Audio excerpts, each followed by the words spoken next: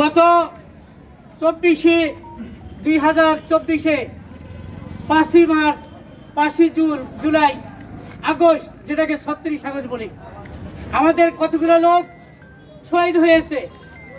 আমাদের শহীদ হওয়ার পরে সরকার গঠন হলো।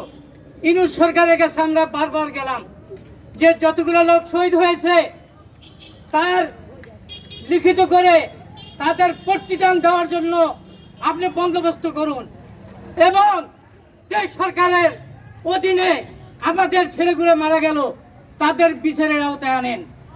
আমরা বারবার বললাম, কিন্তু তিনি কর্ণপাত করলেন না। বাধ্য হয়ে আমরা এই 5 দফা দাবিতে আজকের এই সমাবেশে উপস্থিত হয়েছি। প্রথম দফা দাবি হলো যে আমরা জুলাই সনদের ভিত্তিতে আমাদের জাতীয় নির্বাচন ফ্রি ফেয়ার করতে অনুরোধ জানাই।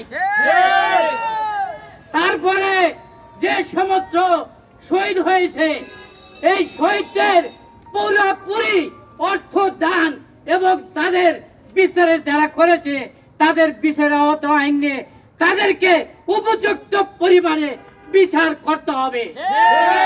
যারা আহত হয়েছে তাদের পরিপূর্ণ সুবিধাজনক ভাবে তাদের ট্রিটমেন্টের খরচা সরকারি তরফে বহন করতে হবে এবং প্রত্যেকটা যারা আহত হয়েছে তাদের ক্ষতিপূরণ দিতে বাধ্য হবে এবং তাদেরকে যে যেখানে পারে সেখানে চাকরি দেওয়ার বন্দোবস্ত করতে হবে।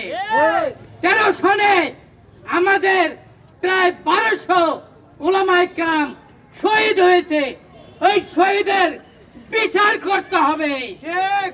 পরিশেষে আমরা একটা দাবি জানাই, সেই দাবিটা হলো যদি সম্ভব হয় তবে ইলেকশনের পরে যদি সরকার গঠন হয় ওই সরকার একটা উচ্চ কক্ষ গঠন করবে।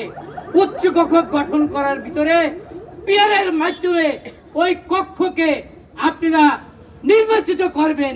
এই আমাদের দাবি। আখিরি দাওয়ানা আলহামদুলিল্লাহি রাব্বিল আলামিন।